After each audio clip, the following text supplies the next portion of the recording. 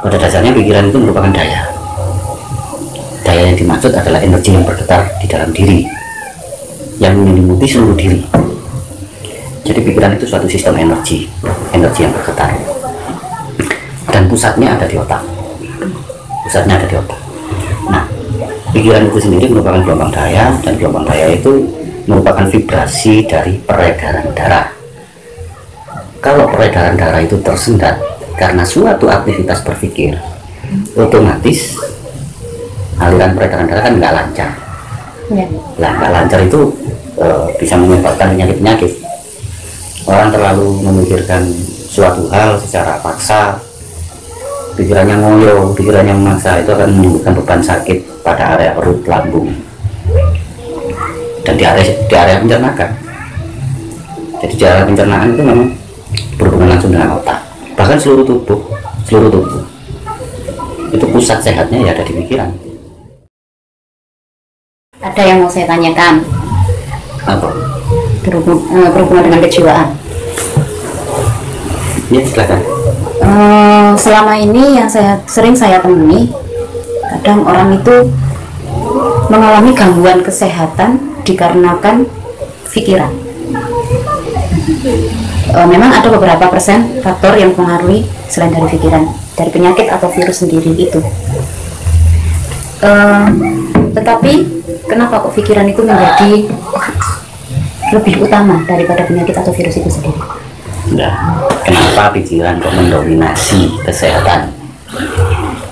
Mendominasi juga timbulnya penyakit-penyakit. Ya. Nah, pada dasarnya pikiran itu merupakan daya. Daya yang dimaksud adalah energi yang bergetar di dalam diri, yang menyelimuti seluruh diri. Jadi pikiran itu suatu sistem energi yang bergetar. Dan pusatnya ada di otak. Pusatnya ada di otak. Nah, pikiran itu sendiri merupakan gelombang daya, dan gelombang daya itu merupakan vibrasi dari peredaran darah. Kalau peredaran darah itu tersendat karena suatu aktivitas berpikir, otomatis aliran peredaran darah kan nggak lancar. Ya. Nah, nggak lancar itu bisa menyebabkan penyakit-penyakit. Orang terlalu memikirkan suatu hal secara paksa, pikirannya ngoyo, pikirannya memaksa, itu akan menimbulkan beban sakit pada area perut, lambung, dan di area pencernaan. Jadi di area pencernaan itu memang berhubungan langsung dengan otak, bahkan seluruh tubuh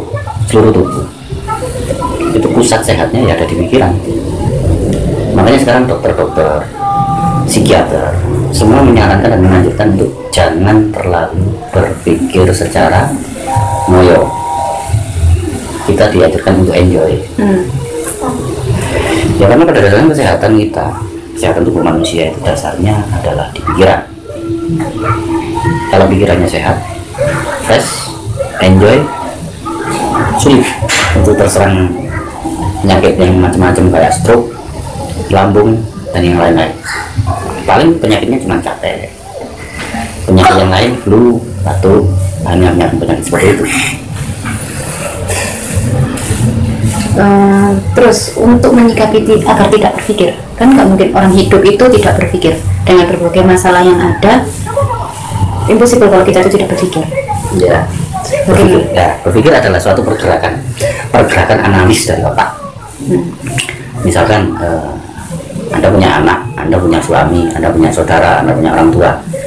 Mereka mengalami suatu kondisi yang tidak diharapkan, yang tidak diinginkan. Dengan itu kondisi psikis Anda itu tervibrasi, artinya sama menjadi terbebani oleh aktivitas tersebut. Lah, caranya bagaimana kok supaya kita nggak terbebani? Ya jangan dipikir. Masalah itu bisa selesai kalau ada suatu tindakan. Nah, tindakan aktif ini ada dua. Dipikirkan langsung action atau langsung action tanpa berpikir. Jadi biar bawah sadar kita yang menstimulasi otak untuk menyelesaikan masalah. Apakah tidak bisa? Bisa. Begitupun dengan kita berpikir. Seandainya ada satu hal masalah yang perlu diselesaikan, dipikir tapi ya juga action. Jangan dipikir terus tanpa action. Dan ini jadi beban Anda sendiri. Akhirnya kondisi tubuh melemah, sakit perutnya, sakit dadanya, paru-parunya, sakit kepalanya. Nah, sakit-sakit karena berpikir ini bisanya sembuh ya dari pikiran yang fresh. Kita jalan-jalan, kita relaksasi, kita mendengarkan musik, kita cari suasana yang baru, itu bisa sembuh. Untuk yang relaksasi, berarti kita bisa menggunakan seperti yoga, bisa dengan banyak cara. meditasi. Bisa dengan banyak cara. Yoga juga bisa, meditasi juga bisa, tai chi juga bisa, pernafasan juga bisa. Tapi seperti pengalaman yang sudah saya lakukan, kalau orang dalam kondisi masih belum tenang, itu dalam meditasi kan juga nggak bisa. Nah, kenapa orang itu masih belum bisa tenang? Jadi kita harus tahu akar ketenangan itu ada di mana. Apakah akar ketenangan itu ada di pikiran? Ya, semua pikiran itu adalah inti sistem pergerakan, inti sistem hidup yang ada pada diri manusia. Inti sistem analisnya ya pikiran, sadar dan bawah sadar dan seterusnya, itu intinya di pikiran. Akan tetapi untuk efek tenang itu bukan pada otak. Ini yang selama ini sangat sulit dijangkau oleh orang-orang awam, orang-orang umum. Dikiranya tenang itu Otak. pusatnya ada di otak. Padahal otak itu hanya akibat. Jadi penyebab ketenangan utama adalah paru-paru, jantung. Paru-paru dan jantung. Ya, Kok bisa? bisa. Kalau pernafasan kita tenang, kalau pernafasan kita nyaman, itu efek yang didapat di otak itu tenang. Makanya orang-orang yang mudah kaget, pembawaannya nggak tenang. Dengan orang setelah jatuh, kemarin saya menemui seorang perempuan yang jatuh naik motor. Dia seorang suster. Di situ dia jatuh di jalan. Ada beberapa orang yang nolong dia di situ. Dia gemeter pucet blank. Badannya berdegup kenceng. Dia pingsan, kaget. Setelah aktivitas pernafasannya tenang, nyaman kembali, baru bisa ngomong dia. Jadi tenang itu bukan berada pada otak. Jadi itu yang dimaksud dengan ketenangan yang bukan berada di otak. Ya, Pernafasan. ya. Jadi tenang itu memang tergambarkan, tervisualisasi itu lewat otak. Yang seterusnya kita ekspresikan lewat pancaran-pancaran aura, ekspresi diri tubuh, muka, wajah dan sebagainya itu. Akan tetapi dasar akar dari ketenangan itu adalah ini, detak jantung. Nah, detak jantung pendukungnya adalah paru-paru, Pak. Jadi kalau kita pengen tenang, ya lakukan pernafasan. Jadi metode pernafasan itu sangat luar biasa bagus sekali. Kita lakukan pernafasan bangun tidur, siang hari, sore hari, malam sebelum tidur, itu 20 kali pernafasan itu sudah bagus. Dihirup, dikeluarkan, dihirup, dikeluarkan. Dihirup, dinikmati, dirasakan, dikeluarkan dalam mulut pelan-pelan. Ini adalah bentuk pendaya gunaan jantung sehat. Jadi kesehatan jantung itu didukung oleh pernafasan yang nyaman, yang lega. Bahkan orang sesak itu bisa melakukan itu dan sembuh. Orang yang paru-parunya bermasalah, kena paru-paru basah atau yang lain-lain, itu juga bisa sembuh. Hanya pernafasan. Akan kan nggak bisa kita melakukan sekali terus jadi orang yang tenang, nggak bisa. 1 bulan jadi orang yang tenang, dipacu pernafasan 100 kali, pernafasan 50 kali, nggak bisa. Bertahap tapi rutin. Makanya orang-orang golongan master yoga, master tai chi, master meditasi, master olah energi tenaga dalam, mereka tenang-tenang pembawaannya. Karena apa? Sudah terlatih dengan pernafasan. Melakukan pernafasan dengan memang enjoy, enak, lega, nyaman, memang benar-benar diatur, itu akan membentuk jantung sehat. Kalau jantungnya ada sehat, pikirannya tenang.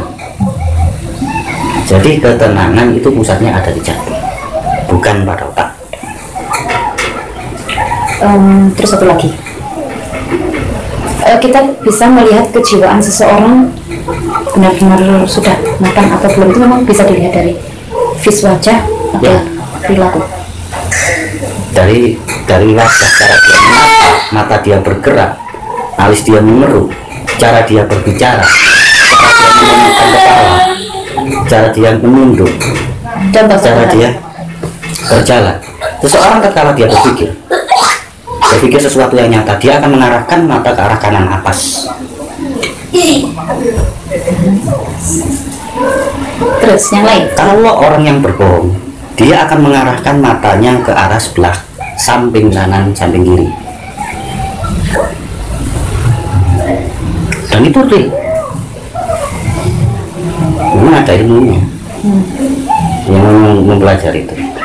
Jadi cara dia berpikir, cara dia melakukan satu aktivitas, misalkan menyeduh kopi, menyeduh minuman kopi, itu dia pakai gula dulu atau bubuknya dulu, atau dia menyalakan api untuk air dulu.